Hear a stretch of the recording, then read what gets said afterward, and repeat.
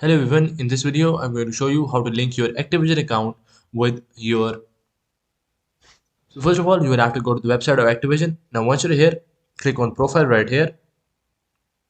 Now after that, it will open up the settings and will take you to account linking. Now in here, scroll down until you see link with battle.net.account, which is same as Blizzard. So click on link account right here. After that, they will send you a verification code through your email. Click on send code right here and enter in that code right here. After typing the code, click on submit. Now after that, click on link account again, and after that click on continue. Now in here you would have to log in using your Battle.net account, and after done with that, click on login right here. After that, they will also perform a security check by sending you an email. Click on submit right here and type in the code right here. So I have pasted in the code. After that, click on submit, and after that your Blue Whale account or your Blizzard account would be successfully linked with your Activision account. So that is how you can link your Activision account with your Blizzard account.